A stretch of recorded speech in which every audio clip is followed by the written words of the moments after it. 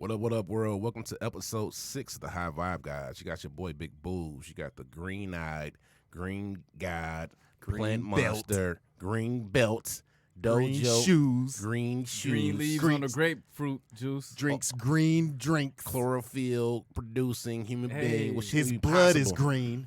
But you got your boy Asa That Bay. is actually possible. That's a whole different ballgame. That's a whole different. I was about to say, what a way to throw a curveball in. But you got your boy Asa Bay. And then last but least, well, actually before that, we got Dave, the best engineer in the world. And now last but least, green chairs that Asa is vibing off of. Shout out to the people outside, to the windows. It's green grass outside. We got a lot of green. And we got a lot of things we want to acknowledge. But last but least, we got our boy Akil over in the corner. Did you say last but least? Yes. That's why I put Dave in front of you before I said that. Oh, because I didn't last want and least. Last but right. least. Hey, sweet. But not. What's not in there. All right. So we're going to kick this one off real fast. Asa Bay will be leaving us during this session, man. He has to make it to another meeting. This is weird. This is the first time it happens. Get some dollars. And dollars are green. And dollars are green, too. Actually, nah, I'm smooth on the green dollars because I'm the singles, right? I was listening to something the other day. This man said, cash is trash. Like you don't want to hold, you don't want to have dollars. You only want to do what? Credit, digital credit. You know what I mean? Like you don't want to cryptocurrency. Yeah, you know. Yeah. Nah, Baba Kalende was reaching. Did you guys see this story? Hacker just took $1 million from 2 transactions of Ethereum, which is like one step down from Bitcoin. So 2 transactions, $1 million, whoop, gone. Wow. We need to get these skills up, man. I swear I should have went into computer. Anything, bro. Oh, anything. Oh yeah, well, too late. And this dude probably did it so anonymous. But I would go after like the banks and the institutions. I mean, he went after cryptocurrency, right? I'm sure that's what they targeting. Most of them hackers, they target like government infrastructures and shit like that. I mean, if they're good hackers, hackers deserve props. I'm gonna appreciate hackers right now.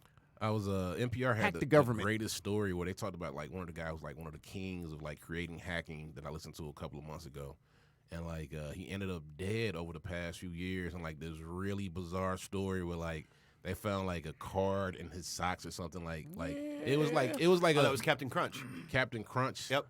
So he was one of the godfathers of hacking. You know why they called him Captain Crunch? Why? So he's the guy that figured out. So back in my day, when payphones still existed, he's the guy that figured out that the whistle that they gave in boxes of Captain Crunch blew at exactly 2600 megahertz frequency, which, by the way, is why the Hacker magazine is called 2600.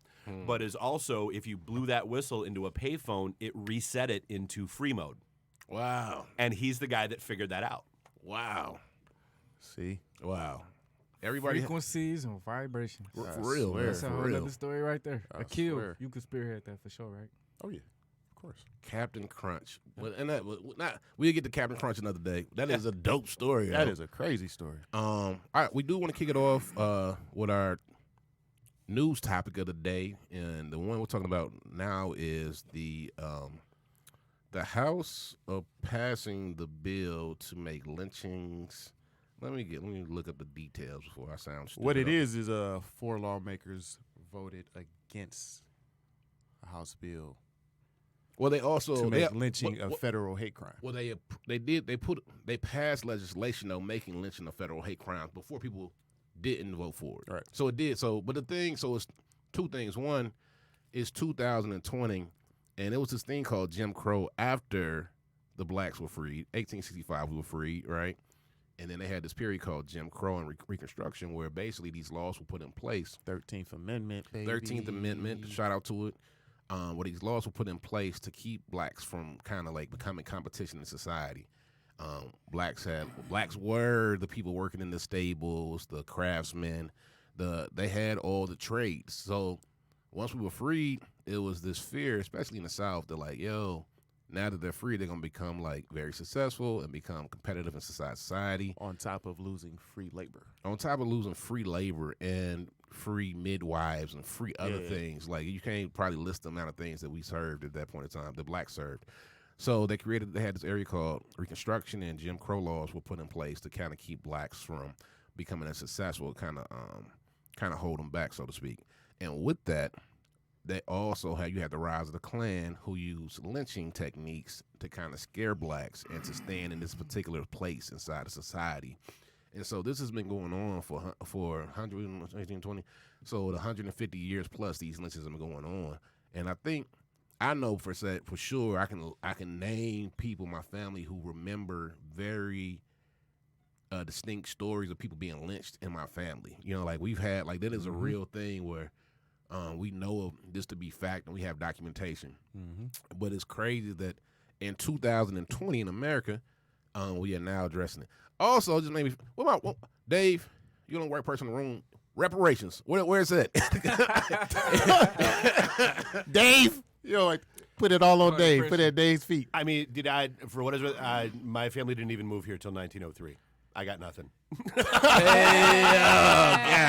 That's great grandmother, boat, Italy, 1903. So Dave said my people came over on Ellis Island. No, but that's one of the reasons why I think it's such a complicated issue because you have a lot of. Dude, it's shitty, and you look at historically, dude. The government made reparations to all the Japanese folks that we interned in prison camps during World War II that everybody forgot happened. Oh, we gave them Israel too after World War II. We created that. Yeah, it's a form of reparations. Back to the lynchings thing. I just wanted I had to call out Dave because. But yeah, somebody so will come off my 40 acres and I'm you one day. Yeah, so here's the stat. Yeah, exactly.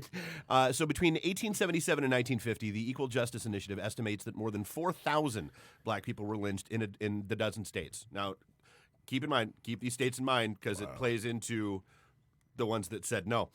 You have Alabama, Arkansas, Florida, Georgia, Kentucky, Louisiana, Mississippi, North Carolina, South Carolina, Tennessee, Texas, and Virginia.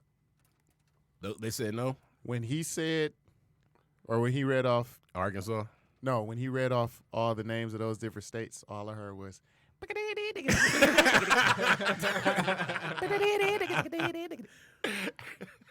Damn, man, really? There's a lot of dueling banjos going on in those states. I swear, bro. And the fact that I think the one, it's America, so we're a day late and dollar short type deal. So lynchings aren't as frequent, but this shit should have been a law. But then in addition to it, some senators actually chose to not vote for it. How fucking crazy is that? They cutting off a man's dick and shoving it in his mouth while they hang him from a tree, and you don't think that's a bad thing? Or how they would hang women and cut their stomachs open if they were pregnant. Mm-hmm. That's a real thing. Yeah. And stomp the baby. That's like with the cowboy shoes. Yeah, stomp it. Like what? What level of hate are you dealing with right now, bro? Yeah. So it's just fear, though. Fear. That's fear an issue in itself too. Our last episode was on mental health, and these motherfuckers had some mental health issues. You know what I mean? On all types of levels. And so yes, you had Ted Yoho of Florida on that list. The last dude, please. Louis Gohmert of Texas. Yeah, I know where you're going with this. Also on that list. Thomas Massey of Kentucky. Listen to the last dude. Also on that list. You dummy. And Justin Amash. From right up the street. Of Michigan. You jackass. You jackass. Wow. Now, and here's the interesting part about Justin is that's that Pisces intuition. Justin had a little bit of cred. He actually left the Republican Party to become an independent because he supported impeaching Trump. Yeah. But then goes and votes no. Wait, what? He is all the way money ass talk. Backwards. Yeah. There's a money play right there. dollars. Somebody talk to him like, hey, man. We need at least 4 people to vote no. Wow. 4 is the door. Another thing real quick. We'll just revisit this and then because I was going to get out here a little early, but coronavirus is still in the news. You said it was fear-mongering last time. Now, and this I'm time. amazed we're still hearing about it now that the impeachment thing's over. Like I thought that was the whole look Elvis thing. I really, really did. I'm not sure where it's gonna go, man. Like they keep saying pandemic, and I'll be honest, the fear mongering is getting to me. I was booking a flight the other day to Florida, and I was like, I also at the same time read an article about Atlanta having 2 people being contained because they showed symptoms of the virus. And I was like, they got 70 quarantined in New York. And I think we had some quarantine in Michigan, or I might be making it up. But and then I think the first case to actually be test positive in America just happened where a lady was tested twice and both times came back positive? No. So the news that just broke this morning was it's the first case where they don't know how she got it. Oh, okay. She neither traveled overseas nor has had any contact with anyone who has traveled overseas, so they have no idea why she's turning up positive. So now the virus is transforming And mutating. It might be in your cereal. Well, there's a Everybody. conspiracy. Get out of here. There's a conspiracy theory out there that, I mean, depending on which side of how crazy you want to get. Now with my ears are perking up. this originated from basically a germ warfare facility in China, and it just got out. Would that explain how it got on the back of a Clorox bottle? No. You know, y'all know what I'm talking about. The Lysol spray Lysol. Clorox that says, Lysol. "Oh, this is for the coronavirus," and also this is 20 years prior to this pandemic talk. Yeah. By the way, but whatever, man. Like, I mean, like, and this is the crazy part of the world we live in. It's like this shit was like kind of due. You know what I mean? Like germ warfare, all this other shit. Like it's been one of those things where I was like, I thought it was gonna happen like when we were going to war in this. I was like, they're gonna do some chemical warfare. We have almost wiped ourselves off the planet. It's every now and then, like every couple of years, I get into my very obsessive, how are we going to destroy ourselves as a species? And there have been so many times, my favorite, and it sounds odd to say that about that, but my favorite is in Russia. There was a plant that was, and this is in the 50s, they were manufacturing anthrax. Because a janitor took out an air filter and forgot to put one back in, 3 towns died. Wow. Wow. and what did they do to that dude? God. If he survived, they just let him live for like 40 years straight, and every day they would just like beat the hell out of him. Yeah, maybe. So like Russia, within a % of death, they'd have a doctor like right there, like he's almost dying. Stop. yeah. All right, And- we'll be back tomorrow at 3, buddy. Beat the shit out of you again. History, bro. history. Before I skedaddle What, you leaving right now? soon. Once you, It's like like 3 something. I wanted to introduce the topic. Go ahead. Do you think? Yeah, I'll just get my 2 cents first. All right, because I wanted to introduce the topic before you dipped out on us. Should be that. Yeah, we got a good 15 minutes, probably. Yeah, 15, 20 minutes. Oh God! All right, so we'll revisit these topics because I love these 2 topics as far as news pieces go. And coronavirus isn't apparently going anywhere. So, get your cool mask like everybody Get your else. immune system up, people. God damn. The God of the universe, whether you believe in some spooky person on a cloud or somebody in your mind or whatever you into, somehow you got an immune system inside of you, you know, and it has a purpose. And right now that immune system is compromised to most people, so they're gonna be susceptible to stuff like that. But if you are in a universe with a fully functioning immune system, you know, stuff like that should be able to, you know, brush off your shoulders. Are you saying I shouldn't eat the Cajun crispy fried bat wings? If you, man, Is that what you're trying to to each say? his own. I don't know. Oh, I don't wow. got nothing to do with that one. Oh. But as far as like other people who might want to still eat meat, ain't nothing wrong per se with eating meat. I'm not about to force vegan down your throat. But at the end of the day, if you do things, you know, that compromise the immune system, it's up to you to do things that, you know, balance it back out. Exercise, flushing out, detoxing, fasting, All you that name good it. stuff. All that. And Yeah. you can approach it from the angle that I'm approaching life from after I watched the movie Lucy last night. Well, you trying to use your whole brain? Yeah, probably not. No. Okay. But we never die. well, on We that, All right, for we real. never die. However, huh? there would never be another you like this ever again. Yeah, and there'll there never be has. another kill. I'm enjoying a kill. on that powerful But I ain't Pisces scared note to right die. Right. Let's go. Cough in my mouth with the coronavirus. Never mind. there. Ugh. Yeah, I know. Ugh. Come on, bro. Ugh. I know. Tripping. Weird. Can't you tripping. So I want to introduce the topic real quick before my man gets out of here, so we can get his 2 cents, and I'll tell you really where it came from. So we was talking about business in Detroit, and it's gonna be a loose, general conversation, and it came from the topic was this. So me and Akil are riding the other day, stopped by a gas station, and I can't remember exactly what came out of Akil's mouth, but it was like, yo, as far as in relation to not the coronavirus, didn't come out. It was Huh? No. Oh no, not. Oh no. I hope that Mike caught that up, picked that up as well, because that was Cameras did. Cameras did, champ. But we were talking about, so we stopped at the gas station, and he was like, "Yo, that is like the shiestiest gas station in the city Ever. right?" And like, so me and him, I have a vendetta with liquor stores in the city. I have a vendetta with corner stores in the city. I love everybody equally, but I truly feel as if people come into black communities in particular throughout Detroit, sell us poison, outdated food, treat us like shit, and then get good bread off of us, have the poorest conditions possibly to maintain their building and their infrastructure, and then Go do that shit in your city It's not possible. They get shut or down. your area, whatever. You get shut down. but they have every liquor store and they have every gas station, and I'm not saying they and groups of people with that mindset, because I don't want this to mean like, I don't want this to be an attack towards a group, but groups of people with that particular mindset dominate the city. And like I told Akil, this is something we got to speak to, because if y'all know me, if you didn't let me get on my soapbox about a liquor store, I will do it, because I despise them.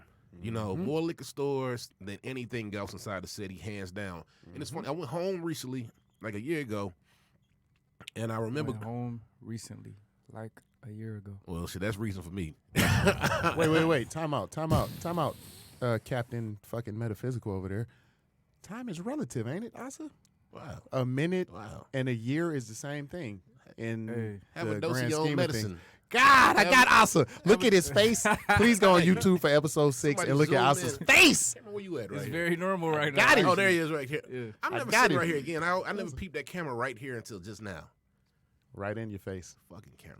Right. But so Asa, what are your thoughts on this, man? How do you view business inside Detroit? You know, the evolution with some areas being gentrified, some areas just getting the leftovers, and what are your thoughts? The lack of black businesses. Man, yeah, I think it goes all the way back to, us at home and our attention and all these different, mediums for drawing us into this stupid stuff that just wastes our time and drains us, for somebody else's gain. And then we end up, mentally empty, just falling for all the okie dokes, while everybody else has systems and traditions where they built themselves up.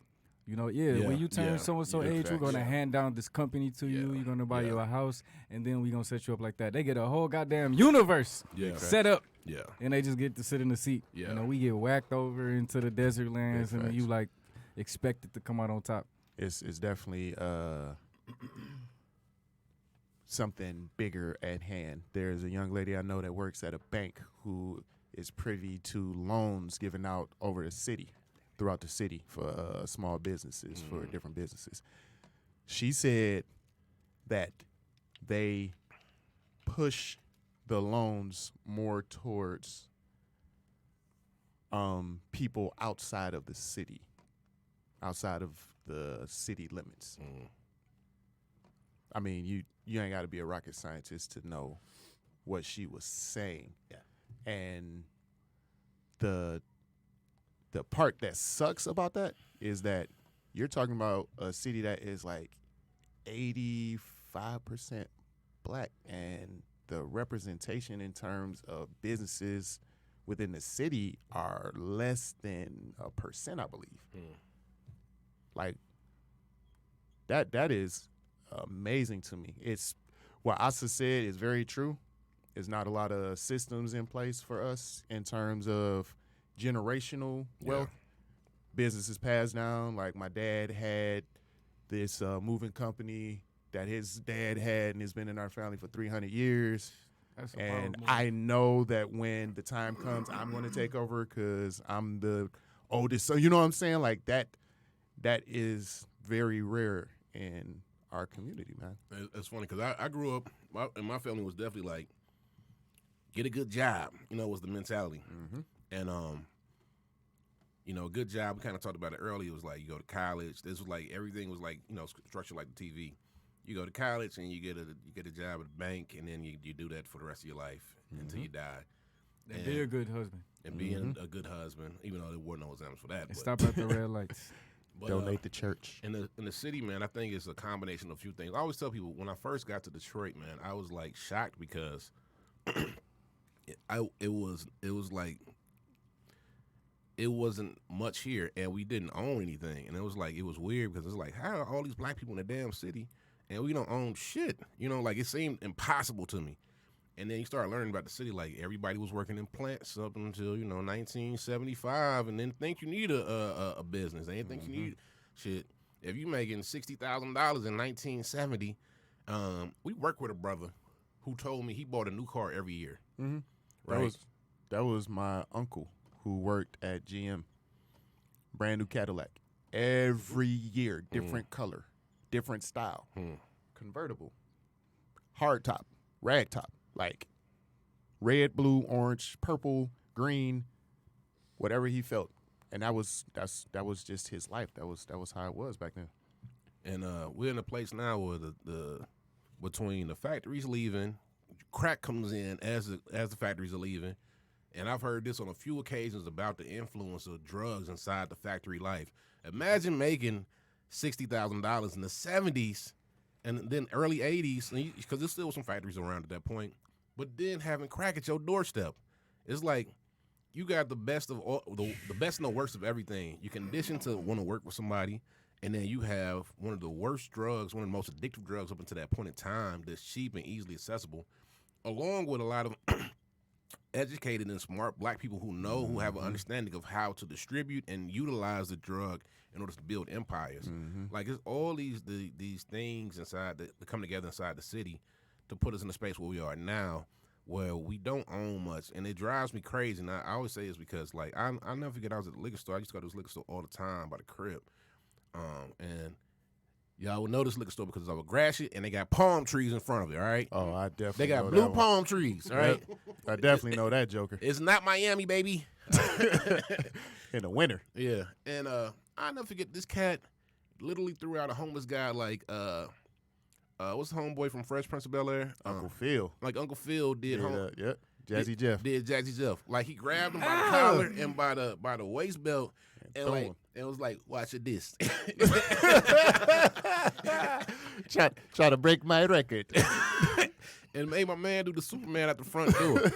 And he said, but before that, the conversation, and the guy was like, definitely annoying, but the conversation was like, you come here all the time, you rarely have the money. And I'm thinking like, shit, he come in all the time and spend money in here. Shit, you don't care if you just want he broken down, he hurt. I'm like, I don't expect for this gentleman the business owner to take the time to give him the direction he needs with his life. But at the same time, you take his money all the time. You know what position and status place he is mentally, and then you throw him out like a cartoon character. It's just the slaps in the face across the city, man. And I told the kid about this other spot too, and then I'll let y'all guys talk. I just this topic right here is just what I'm passionate about. That's good, bro. It's a place in the city that is a liquor store. It is a pharmacy. It is a hardware store. It is a general dollar store, right? And they also sell fresh food. That's not a place. That's One of. But it's the biggest one. It's the it biggest. used to be a video store too. It used to be a video store too, but it's the biggest now one. sells CBD. I haven't seen one that had like had an actual pharmacy inside like that. They had an actual guy. Where's the one you're talking about located? I would have to look it up because I don't remember. But I wanted to go buy some screws or some shit. Next time you come over to my house, I'm gonna take you over to. I think it's the same. I think we're talking about the same place. We talked about this last time. It's right when you walk in. There's the pharmacy. No. So when you walk in this one, it's gonna be some pizza off to the right, and then it's like an actual hardware store in the back with stuff chained up. And then my issue is like, man, this store gotta make $500,000 to $750,000 a week. Has to, right? You selling liquor and drugs. You making crazy money. Is holes in the roof. The floor is rusted. And the manager's yelling at the employees, man, you stocked this wrong. It's like, you making all this money and you so disrespectful with it. Y'all are like legalized dope dealers. You know what I mean? Y'all are like, oh God, it's not, but it's losing me. But these guys are legalized dope dealers, and just in the sense you're selling a drug, you're selling poison to the community and making crazy profits off of it. Expired products, what should have been thrown out. The FDA never shows up to your establishment for some reason. But in addition to that, you don't even maintain the premise of your building. You don't have any type of respect for the people. So you let the building be dilapidated and just falling apart. Mm-hmm. And I guess, like, I don't know how we allow this to continue. And I guess, you know, if you don't know better, you don't try to do better. But that is definitely one of my biggest pet peeves living inside the city, just seeing how that's tolerated. You know what I mean? Yeah.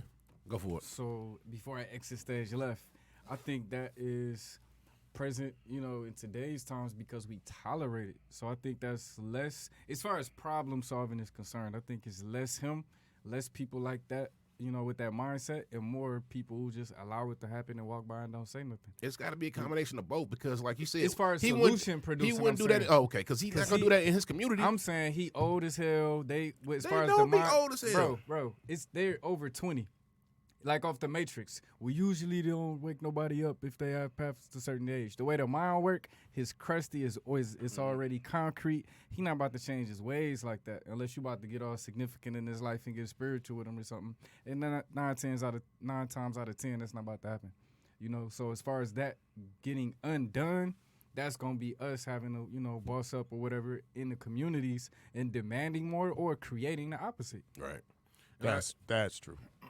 And we do got it. And I guess that's where, like, I've never really said. And go for it. Oh, sorry. Yeah, all right. I just wanted to sound real important before I left. Well, I mean, you know. Just wanted to make an impact on the episode. Hold on, before you walk out, you want to hit us with your astrology, your last little bit of astrology for today? Would you like some more about Astrology. astrology? Would you like some more about Pisces, or would you like some more about Taurus? Definitely not Taurus, because no one cares. I guess because it's not Taurus season. Yeah, we didn't really dig into Pisces very much. Go for it. Nah. So, one of the key things that stands out about Pisces is the association with the imagination. So, a friend of mine just texted me this morning and said something about, how can I be a better friend? My answer was meditate, go in, and let me know what you come up with. Because my answer is going to be from my ego. But if people were to tap into that Pisces energy and tune in, they digging into a place where infinity is flowing through it. What limitation do you have inside your mind other than like weakness or a lack of willpower or something to, you know, tweak and go places? Did you watch Lucy last night too? I did not. Oh, However, that is an excellent movie. You saw it, right? Yeah. And they be flying through the melatonin at work, you know, versus. Do you have Lucy on DVD? I don't, but I have it pretty memorized. Do you have DVDs that you watch regularly? Yes, I do. Are they like Harry Potter. I watch Harry Potter front to back. I watch X-Men That was front to Boo's back. trying to take the weakest shot ever because I said I watched Lucy on DVD last night. I watch Iron Man all through. I watch everything Boo's, Marvel. You're gonna be man. you're gonna be like them dudes who try to like stay up with technology and be the dummy that get like an implant in his head to turn his TV off. Hey man, I was about to get Like some. blink, you gotta blink your eyes. Or What they got those Google glasses Channel right now? 24. They got the Dude, at one of the 24 cons we were times. at, they were doing that. They were implanting RFID controllers in people's So hands. you can open doors. Yeah, like you open your garage I doors Bays and leaving that out kind of crap. everybody. Peace, y'all. I love y'all. Thank y'all for tuning in. Next time get your ass here on time. Oh yeah. Hey for man. sure.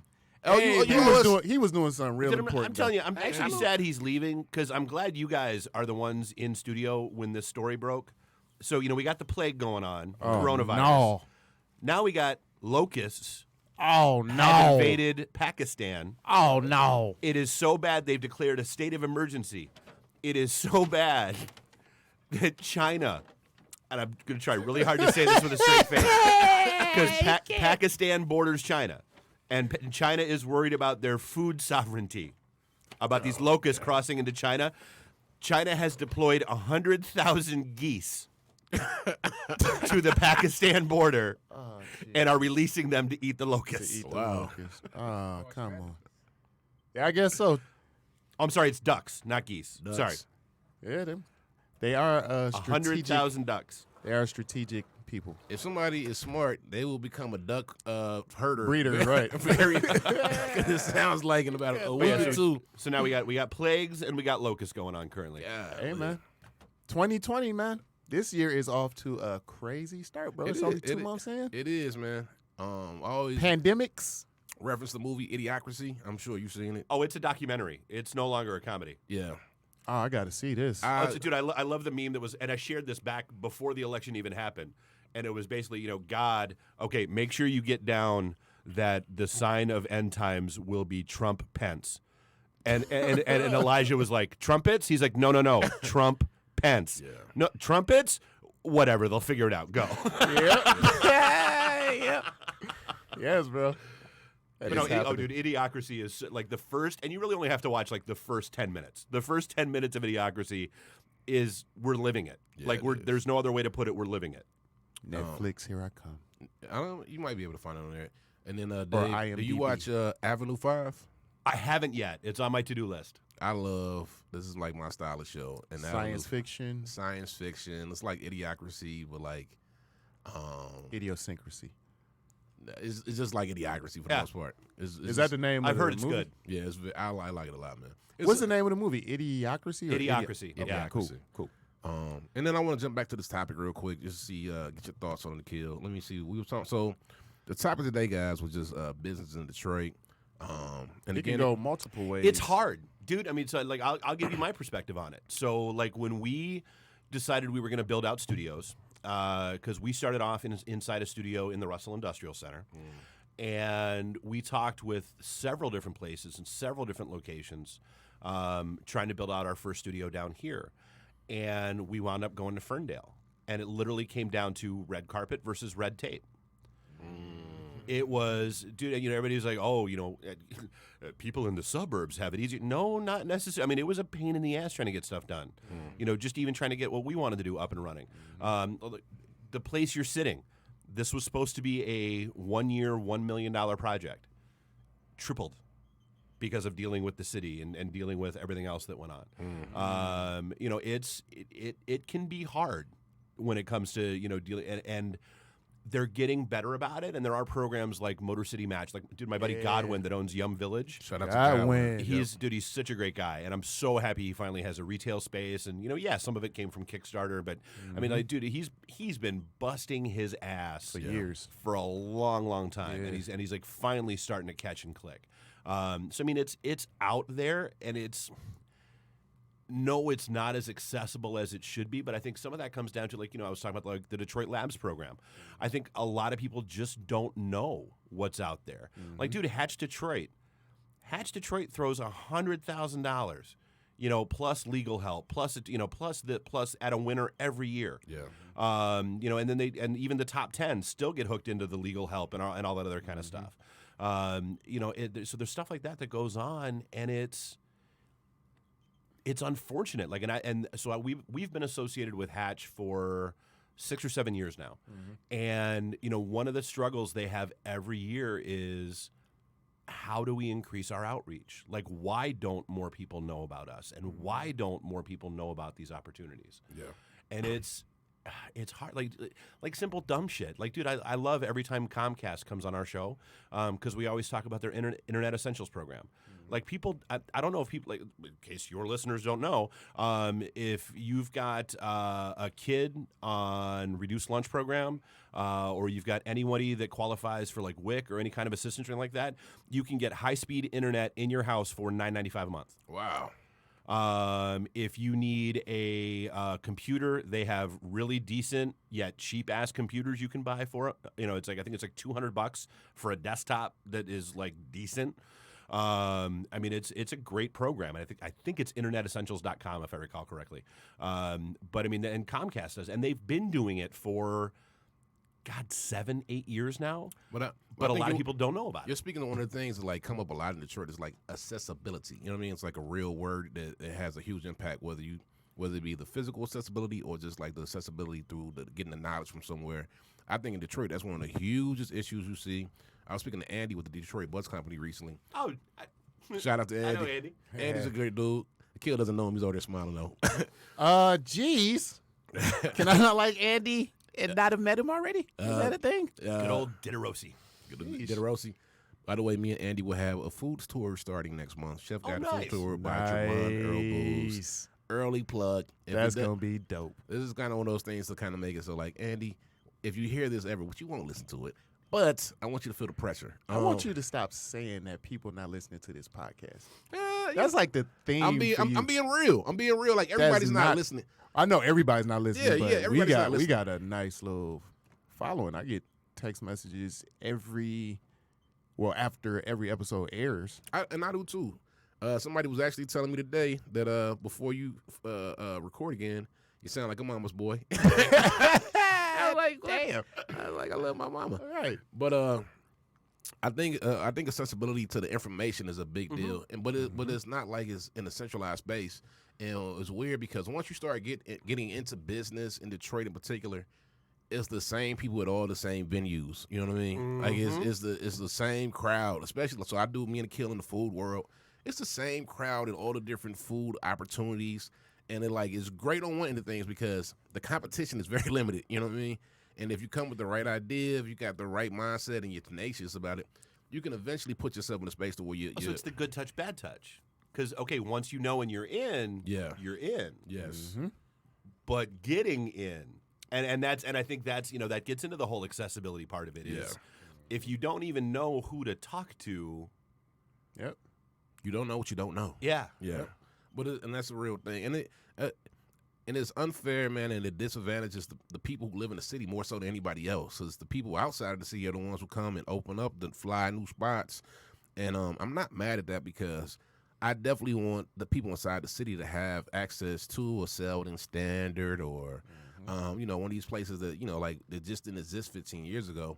I just also really want for the same people to have the opportunity to explore those avenues, to develop a business, to be able to become self-sufficient, man, and not have to rely on a shitty job to maintain their life. And I know it's a lot of other factors that go into it, and we're kind of being brief and quick about it, but it's one of those things that I really I struggle with as far as my personal battles inside the city, things that I really have a hard time just seeing on a day-to-day basis. But yeah, so any further thoughts, Kill? I mean, this conversation can go in two different directions for me. We can address definitely the dearth of booze. Look it up after the. Is that a real word? Yes. Oh God. Of black-owned businesses within the city, but you also can take the time out to celebrate and show recognition to those who have pushed through the bureaucracy, red tape that Dave was talking about, and actually are making waves within the community. That avenue of fashion on Livernois between 7 Mile and 8 Mile. Yeah. That's phenomenal. I have a buddy I went to high school with, Charles Macho. Him and his brothers and friends opened a clothing store called Crispy Addicts. And it for him, because I saw it through social media, it was it was a process. It took time. He wasn't heavy on posting every single step like some people are before. He's one of those guys. He's similar to Booze in that you won't know Booze is doing something important till it's happened. Not 2 months before it happens and he's building up. Hey man, in 2 months I'm opening that business. Don't tell people you're going to the moon. Just call them when you get there. He just does really fly stuff and then tells you about it after he does it.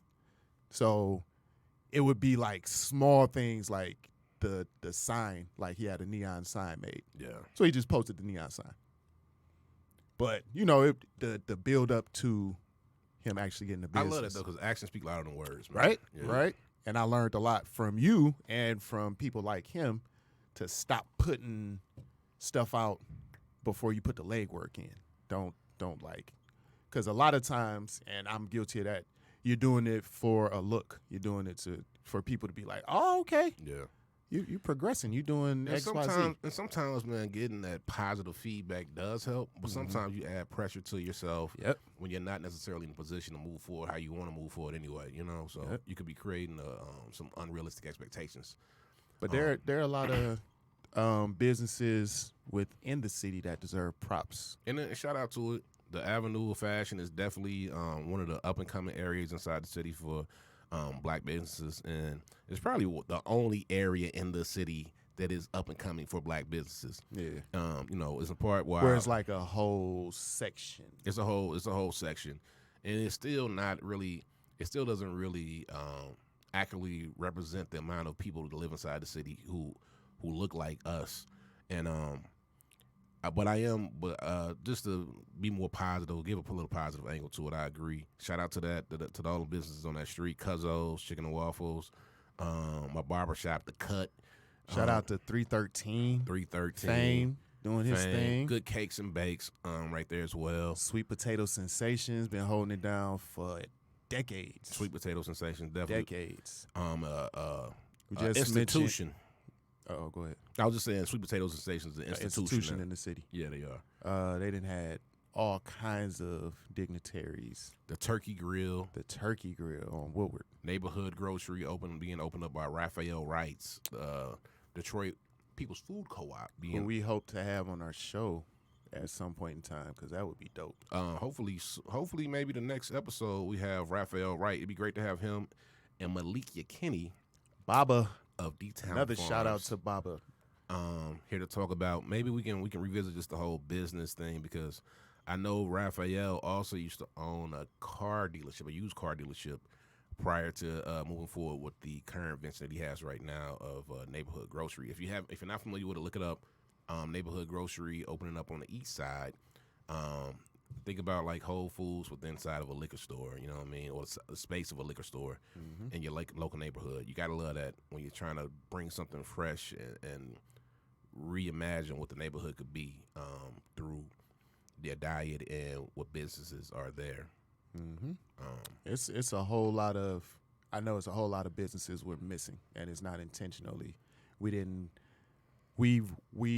normally rehearse the episodes, and we just kind of throw stuff against the wall, throw shit against the wall, see if it stick, the old saying. But we didn't actually like write out names of businesses, so if we're missing somebody, how could I miss the Natural Market? The Natural Market for sure.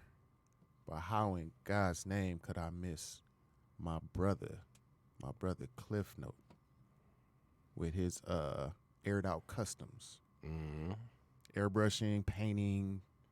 The boy is just crazy talented on all levels. So shout out to my brother without the blood, Cliff Notes, aired out customs, 227 Iron Street. Hit him up, 995-3273. See that?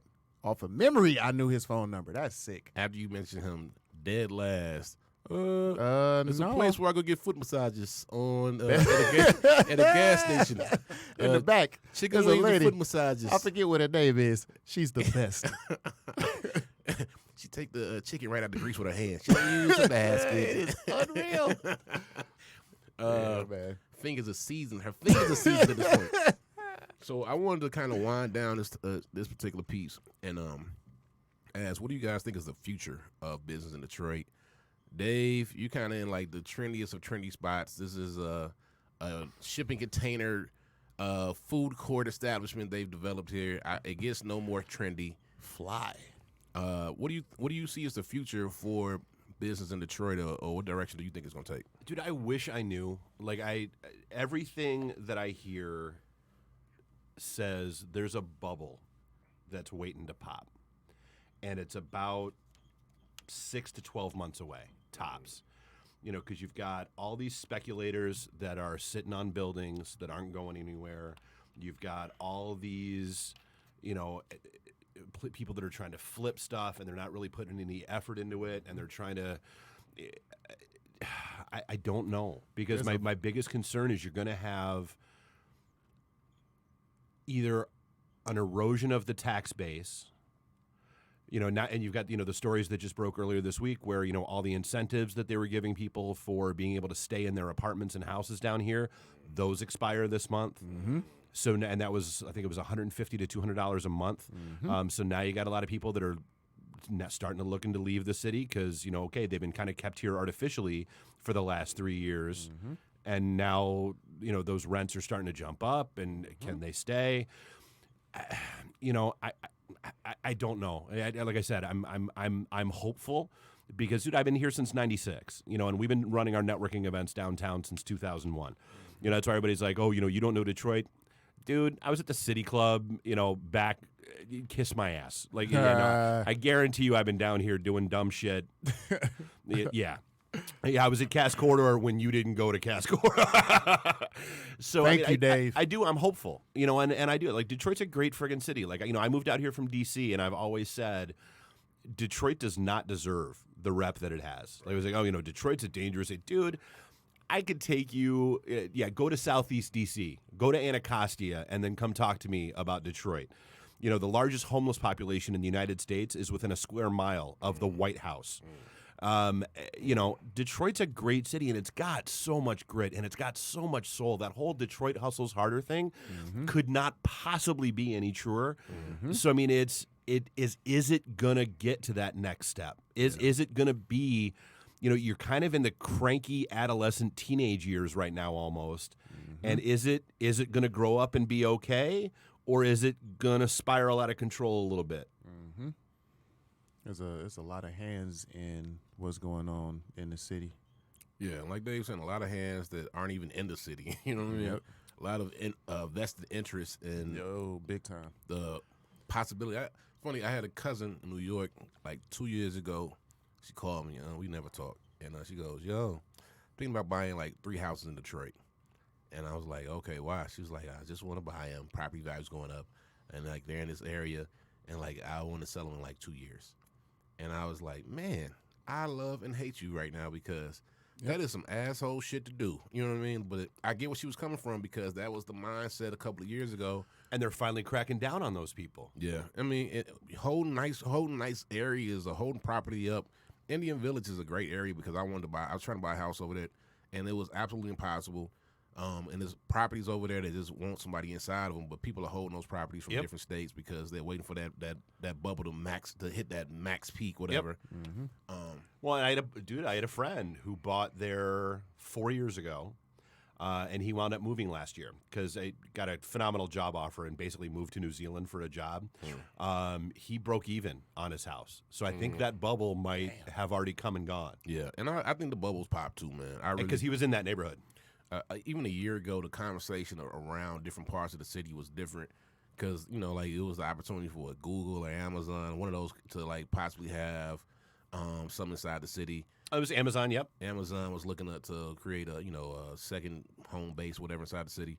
I think to some extent that bubble's already popped, but this is what I was hoping would happen because I didn't want it to become San Francisco or some trendy city where like people come to like live and like everybody's pushed out and can't afford rent here.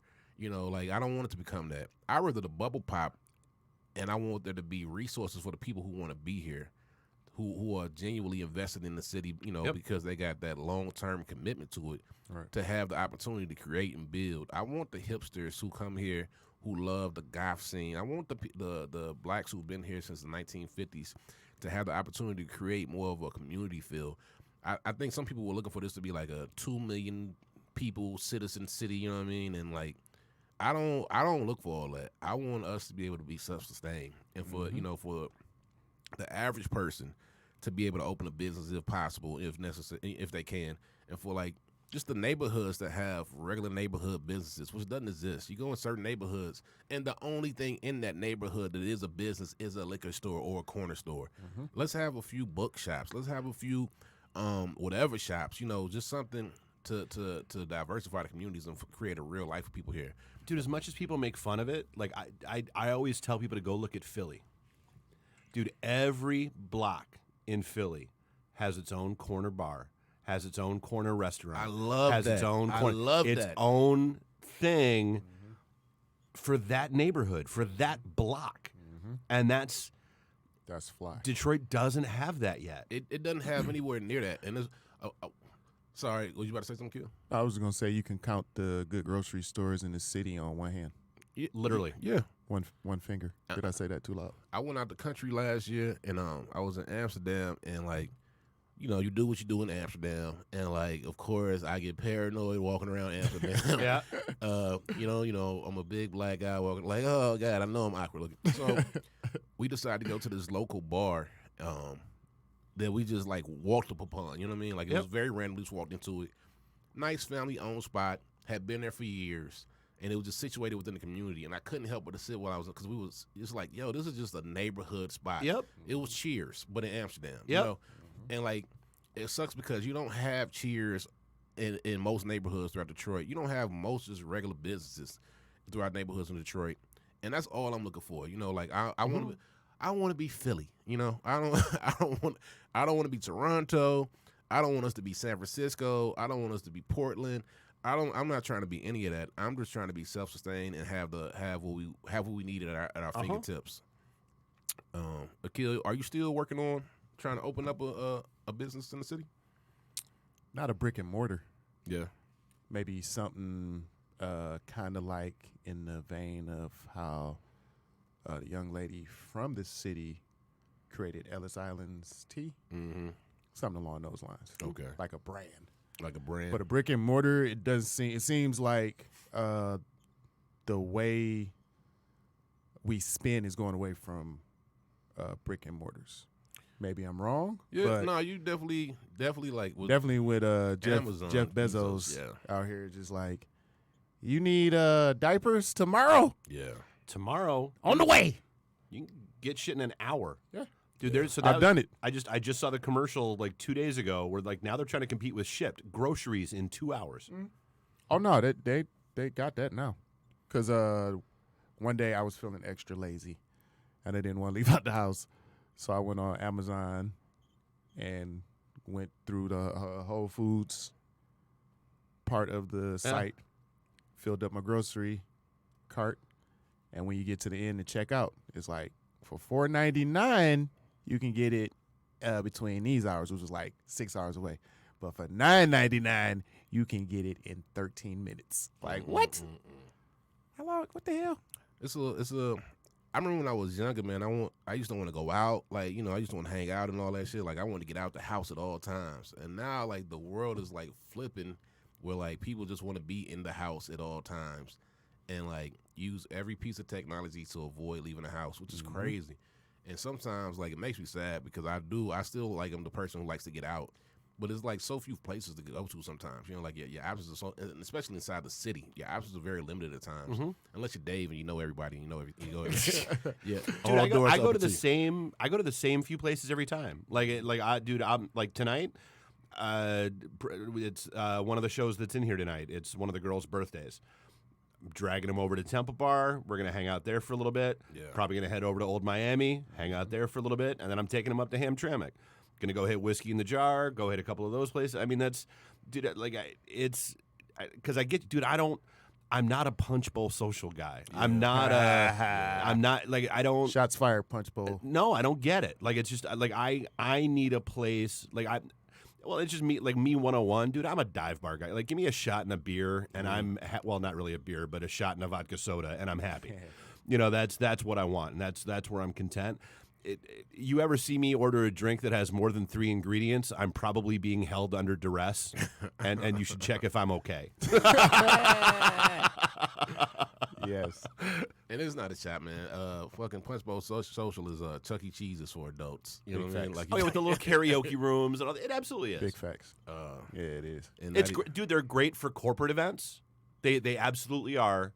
It's not on my. No, I'm gonna go hang out there. I get it. It's definitely not a local place at all, man. I mean, it's definitely, if you're coming from out of town and you want to like feel comfortable going to a place, that is a great place to go. Yep. You'll feel comfortable, and there's things to do inside, yeah. and the food is not bad, and you can walk out of the city and like hit the highway and not ever have to worry about anything that you probably wouldn't have to really worry about if you went to a place that wasn't downtown Detroit, because, like he said earlier, it just ain't that crazy inside the city, man. It's the perception of what the city is, man, is completely inaccurate. No, it's you know, like I tell my friends that are still back east, you know, like, dude, Metro Detroit has all the same cool stuff that a DC does or that a Boston does, because I lived in both, and or even New York.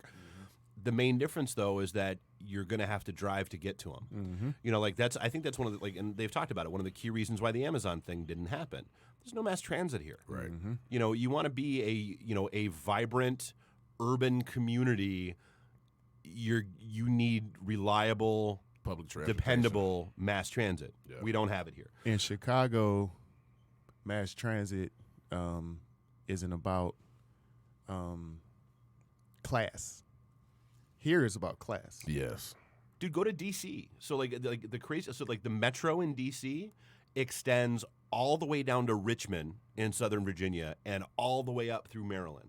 Like that is one of the most widespread regional transit systems out there, and they did a phenomenal job with it because it was all about getting people to come into work and do your shit. You got professionals on the bus next to denigrates.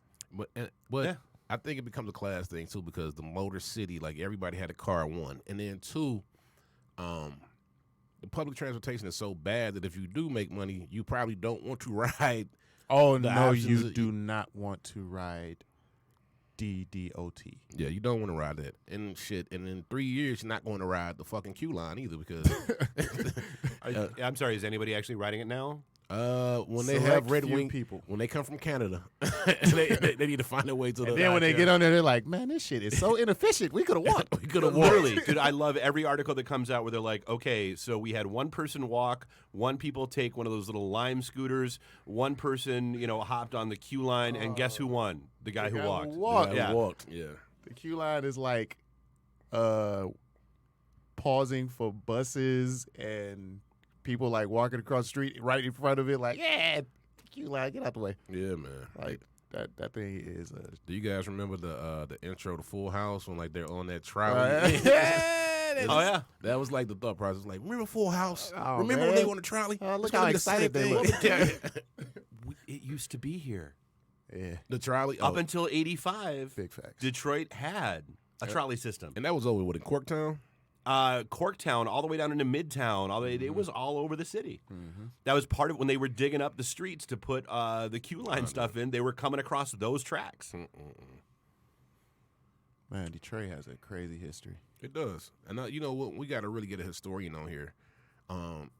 It's a guy named German, just like my name, who does a Black Bottom tour, which if you're not familiar with Black Bottom was the black business district inside of Detroit, which had 75 put 375. 375 put directly through it. And just in case you guys don't know, that is a legacy of highways going through black business districts. In Little Rock, Arkansas, where I am from, their highway was put through the black business district inside of Little Rock, Arkansas. My mom's actually remember when that happened. But just we need to have my man Jermaine on here one day and Big facts. talk about that Black Bottom and the whole the impact that putting 375 had on it. That's a good way to bring it back to the business aspect of the city with the topic of the show. Talking about the origins of black businesses and Black Bottom in the city. That would be great, man. Right. That'd be great. Really informed historian who actually does tours at the DIA or the Charles H. Wright. Charles H. Wright, yep. If you look him up on Facebook, you can find, I don't know his last name, but his name is Jamon, one of the few guys doing black history tours. I think it's called the Black Scroll Tours, which is what he operates under. But check him out if you're inside the city. $20, and it was the 4 hours of the best information I could possibly get for $20.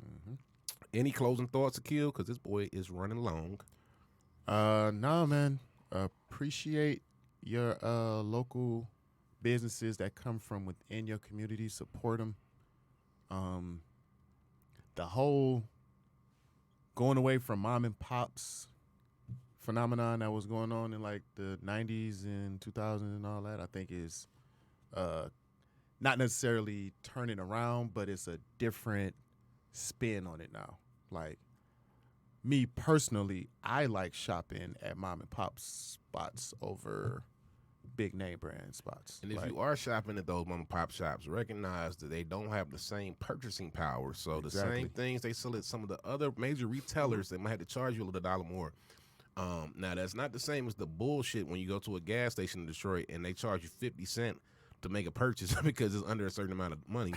Those are two or different things. $6 for cornflakes. Or $6 for cornflakes. That's called price gouging. You mean $11 for a pack of cigarettes? Kiss my Yep. ass. Big facts. These are all facts. And again, price gouging towards the people who have the least. How fucked up is that? And if that's you, if you know somebody's price gouging, fuck you. All right. If you are in a community and you're taking advantage of people, Dude, look at it's the entire credit score system. Yep. yeah, The more likely you are to actually need the money, the less likely you are to be able to afford it. Yep. yeah. Oh man. But all of to say, if you shop at a mom and pop place, it might be a little bit more expensive, right? Because they don't have the same they can't buy shit in the same quantity, so it might cost a couple more dollars. So, still give them the same attention, because when they do blow up, when they do get bigger, man, it only impacts the community in a more positive perspective because they're coming from the community. Big facts. True. I don't got anything else to add to this. Dave, you were like Asa today. You got any closing thoughts for us, man? No, man. Like I said, I mean, I am hopeful for the city, and I do. I encourage. Dude, I drag people down here, and I remember the old days. Like I said, we've been doing events down here since 2001, and I remember when we were thrilled when like 5 people would show up. Mm-hmm. And now our events down here, so we just did one last week, and we try to, we don't do our events at like Punch Bowl Social. Like our last week we were at Woodbridge Pub. Yeah. Month before that we were at Whiskey in the Jar in Hamtramck. We're doing one at Cozy Lounge next month, because we're trying to bring people to places, A, that we love to go, and B, dude, like 40, 50, 60 people showing up drinking at a place like Woodbridge Pub or Whiskey or Cozy on a random Thursday night, the impact on that place, dude, that made the bartenders months, if not quarters. Yes. Yep. But Punch Bowl, it's a blip on their, or not even just Punch, but whether it's I get what you're saying though. Yeah. But it's a blip on their radar. And so that gets into that whole support local thing, and it's and so we do. We try to practice what we preach, and we do. I love the look on people's faces when I take them on one of my bar tours. Like, hey, let's go bar hopping. And we go to Temple, and we go to Two Way Inn, and we go to Nancy Whiskey, and we go to, because inevitably every time we do an event at one of these places, the reaction is always the same. Like 90% of the crowd goes, holy shit, I've never been here before. Yes. Thank you for bringing us here. This place is awesome. Yeah. I'm so mad I've never been here before. Because it don't feel like a fucking gimmicky, mass put together fake vibe for you to enjoy, because that's what looks cool in the moment, because it has actual character, depth, history, real people are working there. Yep. Real personalities, and it's what you go to a city for, man. And that's what that's the issue I got with Yelp. Like Yelp has had it so you go to these main locations, but you don't get to see the real inside of a city. True story. Every time I go to a new city, and Bob and I love telling these stories because this is how we travel. Like when we're going, when we got, whether, no matter where it is, when we go, anybody travels on business. Fire up Yelp, search on Dive Bar, sort by lowest rated, and that's where we go. Yes. Hand to God. Like we had the best. We went to Cleveland to have a meeting with a production company down there. Had the best goddamn night of our lives.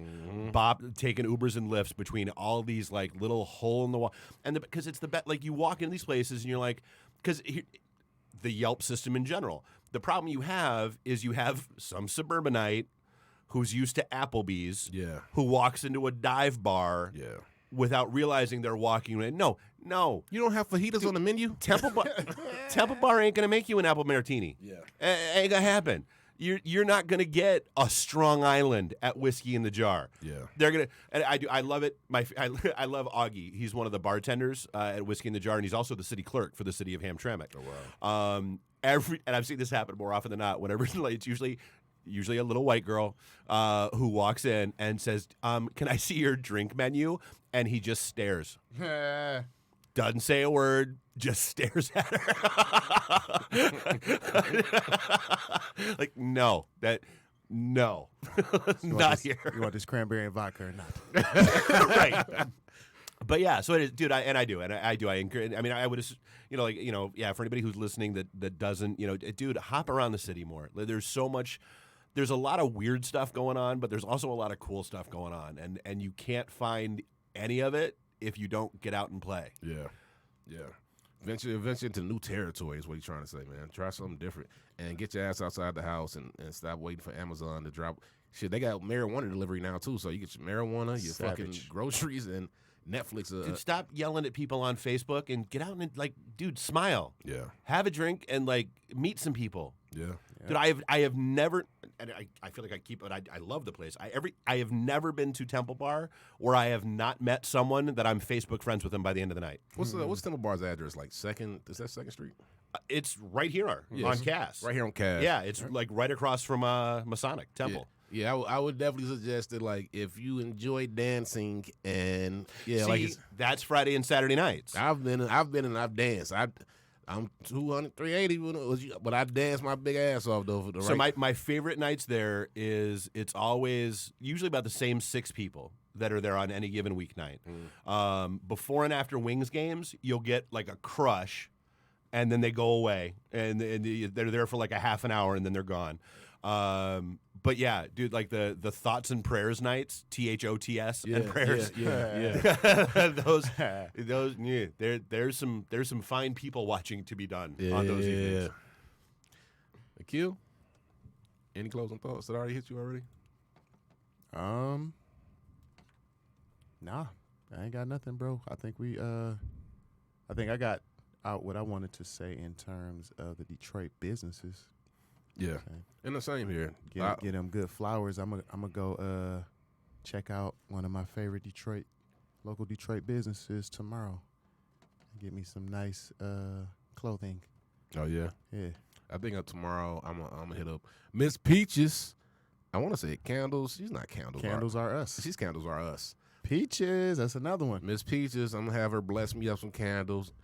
I love Miss Peaches. Life is pretty good. I don't know. I might have some candles made for people. I did that in the past. That's a good ass gift. Love Miss Peaches. You bring somebody like a random candle with like some crosses that's been prayed on and some juju put inside of it. You get that good smell, that good oil she be putting in there, the essential oils. You should. You got to record it. You got to record Miss Peaches doing it too, and then you get it to somebody, and that's a good ass random gift. She hits you with the knife work on the top of the. When she put that star in that boy.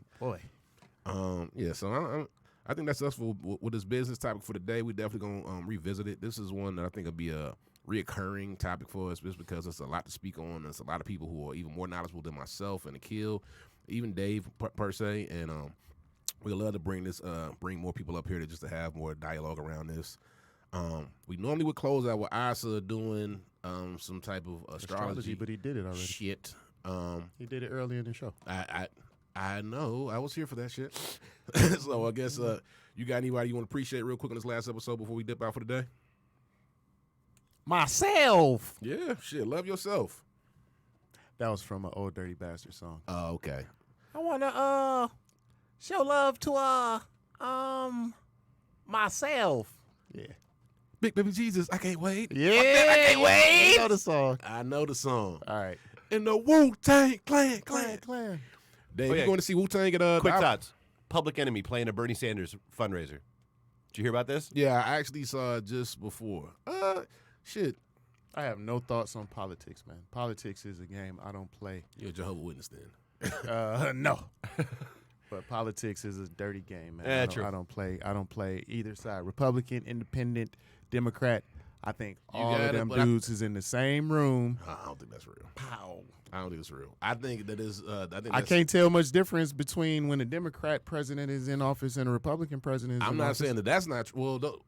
Well, so this is what some big bro L said recently. He was like, shit, at least a motherfucker has some dignity. You know what I mean? Has some self-respect. But I can't tell what the changes are in society for the most part, though. But then there are things that happen that are shrouded, like, and I get killed for this, and I don't care. Obama did a lot of fucked up things during his term that were like shrouded. Like it wasn't shrouded. That guy's tall and handsome, and he smiles.